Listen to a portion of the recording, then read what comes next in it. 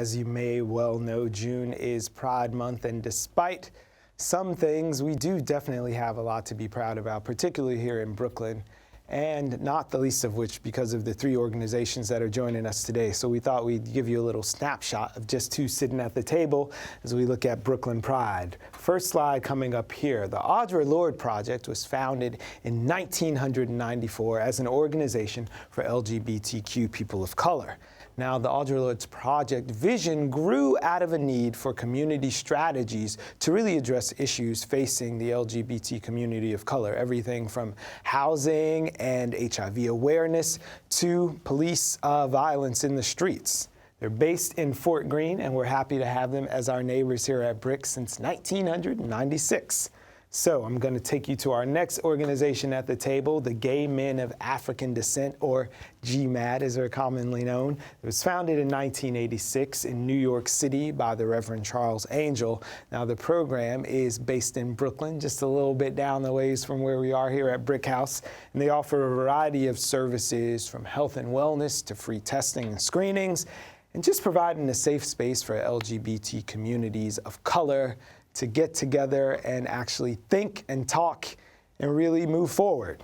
Now, going from GMAD, I'm going to introduce you to SAGE, Services and Advocacy for the GLBT Elders. They were founded in 1987 right in New York City by a small group of LGBT activists, and what that small group started has now really flourished. They currently have 28 affiliates in over 20 states across the nation, and in 2012 they opened the nation's first full-time LGBT senior center right here in New York City. Now that program aims to create policies for the aging community of elders in the LGBTQ system, and they have advocacy at the state and local level as well as federal. So those are three great organizations that make us Brooklyn proud, and we're happy to talk to them in the A block.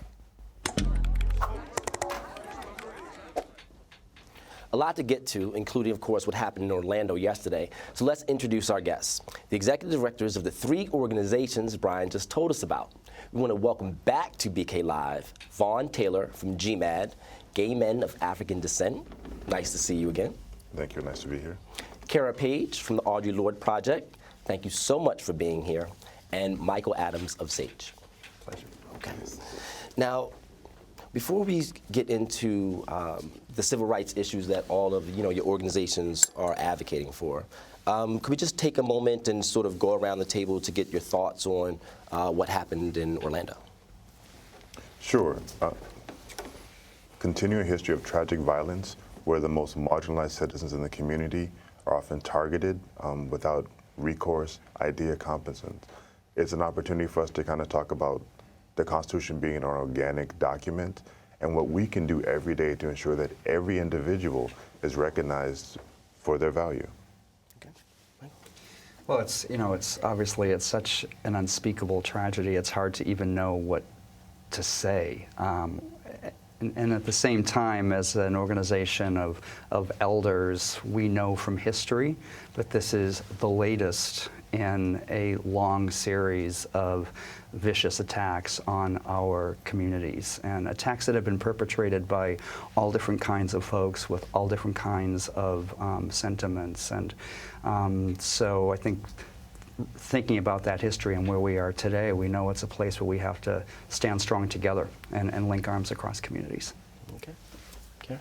Yes, it's a horrible thing that has happened, and I also think it's an opportunity again to look at what Angela Davis deems as the economy of violence, is really understanding these are not isolated incidences, cumulative violence and hate violence that continues to occur, be it in a club to down the street in central Brooklyn. And how are we really looking at homophobic and transphobic violence at the intersections of racial, economic injustice and LGBTQ liberation?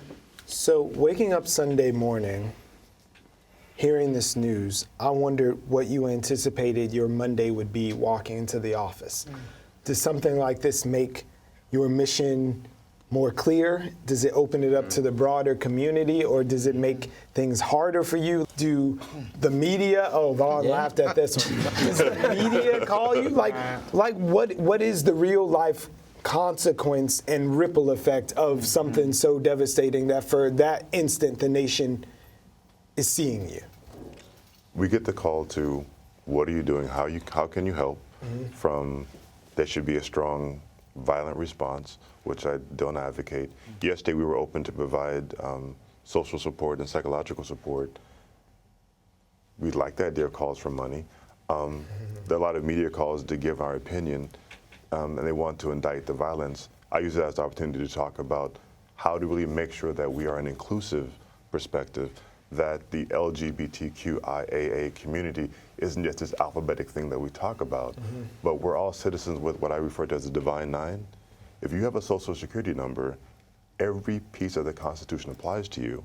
And it's an opportunity for us to really talk about how we move from the margin to the mainstream, or as Cara and I talk often about how to go from being invisible to invincible in today's society. But if you know, I'm sorry, if you know anything about the Audre Lorde project, this isn't your first time at the fair. Like, you guys have been against violence, and whether it comes from institutions or from individuals. So what does this do at an organization like yours now that the world knows? Right. Certainly it's a moment of healing, and how do we hold grief as a political response to organizing, right? Not separating out that a strategy against violence doesn't also include transforming grief and healing. It also looks at how are we navigating the state and a quick reliance on police. At the height of looking at police brutality in the United States, how are we really holding a very delicate balance of certainly honoring the massive response that happened in Orlando, while we're also understanding a huge anti-immigrant sentiment and an Islamophobic sentiment that has also been generated by state institutions.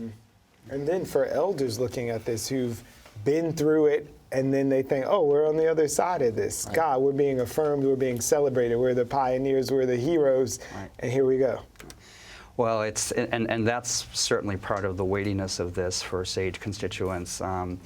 Yesterday, shortly after getting the news, one of the very first calls I got was from Dr. Yanira Cruz, who is the head of the National Hispanic Council on Aging, and SAGE works very closely with the National Hispanic Council. And when Yanira called, she said, you know, these were LGBTQ folks, these were Latino folks, these are our communities together. And so we started or continued a conversation yesterday about how do we recognize that we are not unidimensional people, and the folks in Pulse on Saturday night were really representative of that. And so we are in conversation with our friends up at the National Hispanic Council, as well as our many folks in the LGBTQ community, about how do we really come together and hold each other, care for each other, and stand strong and fight this kind of violence and bigotry, this hatred combined with NRA ideology that is just so dangerous and needs to be stopped.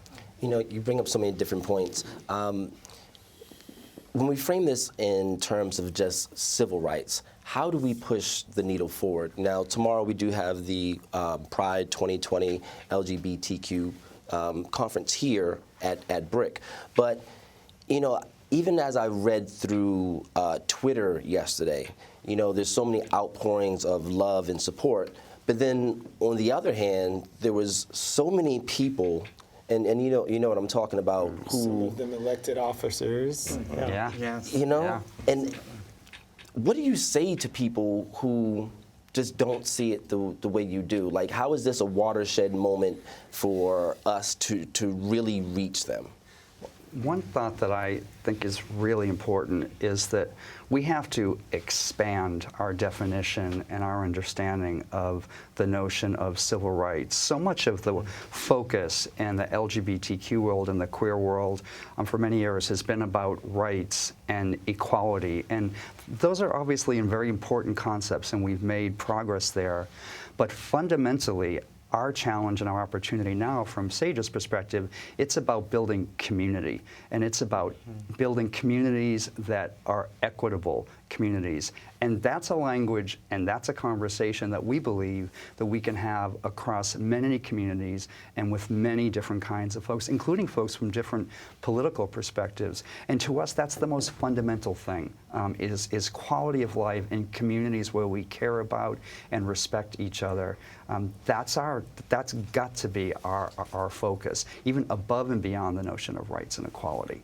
Well, I have known Vaughn for a number of years now, and I know that at GMAD you guys are concerned with that notion of community and building from the inside out and not sort of just taking on these rights by walking that line of doing the dance of fighting for rights, but also fighting to build individuals and a sense of community together. So this notion of civil rights versus civil liberties, but you can't legislate people into an understanding of personhood. So I wonder about that argument. Like, you can change all the laws you want, but if you still see some folks as disposable, we're still going to have these things happen. It's really looking at who's expendable, right? And what we focus on at the Audre Lorde Project is building community safety and understanding that policies only go but so far if we're not changing political, social culture. And how are we identifying what community safety looks like for all of us? And through a racial justice lens, through an economic justice lens, not valuing certain bodies or communities as being the ones to have dignity and livelihood and safety. You know, you say that, but the thought that just springs to mind is, you know, you think of a church, you know, as a sanctuary and a safe place, and you think of a club, you know, as a sanctuary and a safe place. But clearly, that's not always the case. You said, Brian, that, you know, the laws can change, but people's attitudes won't necessarily follow, and what we can do, you know, to help them along. But what is the next frontier from a legal perspective, though, that in order to advocate for the rights? It's about clearly talking about what our intersectionality is and what that means. I think the great language to say that for those of us who have been marginalized, the club isn't just a place we hang out, it's our sanctuary, it's our safety. That was violated. To connect it to what happened in North Carolina, that once again, sanctuary was violated. And those that wish to legislate their ideals on our bodies through the power of the government and the force of death is a conversation to have. So that if we truly believe that civility is peace, there is a way in which we can all coexist that doesn't talk about this improper hierarchy of systems, that my life isn't different. For me and people at GMAT, we really talk about the long-standing value gap that existed in this country and be able to really reframe it in saying there's a host of isms, but my life has value, that I should be honored and respected for two simple reasons. My feet touch the ground and my head directs toward the sky. I think in getting all of us to be more involved consistently, it's an election year.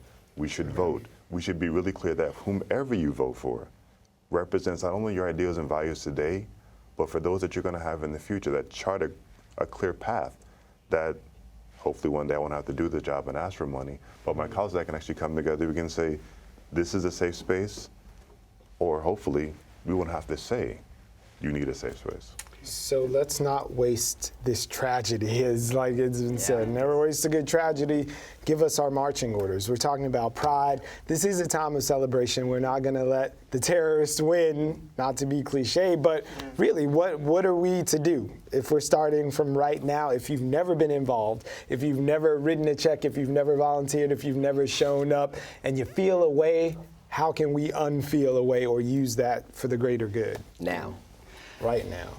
I mean, I would, you know, a couple of things I would suggest. One is to take the principles that Vaughn is talking about and layer them onto so many of the fights that we still have. You know, the reality is, in most parts of this country, we still are fighting for legal equality, right? In most parts of this country, you can marry the person that you love if you choose to, but the next day you can be fired for being queer, right? You can be kicked out of your housing for being queer. You can be discriminated against in a nursing home for being queer. And we need laws to prevent that, but that's just the start, right?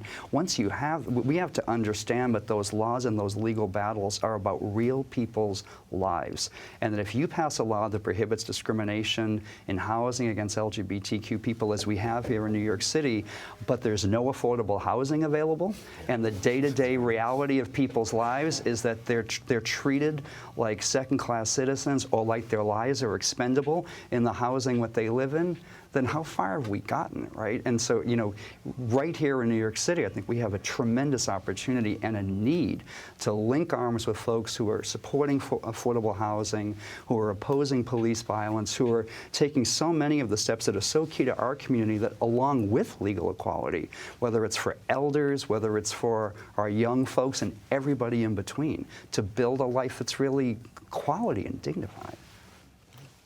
You know, I do want to get back. You keep bringing up the context of money. Do you want to talk to us about funding at all?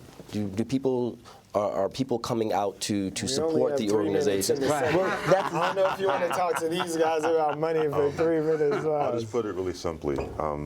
There's never enough. We need more. I tongue-in-cheek say that I have all the money I need, just some of it is in your pockets. We would like people to think about writing and giving to that they're comfortable, or in some cases giving until it hurts, because the only way for us to be able to do this work is to be able to mobilize. It costs materials to educate, to train people, the signs, all the things you see, all that costs time and money. And if you don't have any money, your time and education is also a crucial benefit. We're having a benefit on Thursday, our 30th Annual Angel Awards, in which we are honoring trailblazers in the community who have actually done the great thing. They put us on the map. Some of them were on TV last night. Those are available at our website. But no money, no mission is kind of the simplest way I can put it. Yeah. And we need our allies, not only as donors, but as bodies, right? To come out to the Trans Day of Action on June 24th and fight for the liberation of trans men, trans women of color, and gender nonconforming people. To come out to Bed-Stuy Pride in Central Brooklyn and honor that our families, our communities have been living, coexisting together, I would say for centuries, but let's at least start for some people for decades. You know, Central Brooklyn reflects all of us, right? So then we can even begin that conversation of intersectionality, value, and dignity for all. Okay. Last thoughts? Want to finish, close this out? Just, you know, again, if we think about our elders, our young folks, we have lived through a lot. We will get through this moment, and we will turn this moment into an opportunity to strike more blows for justice.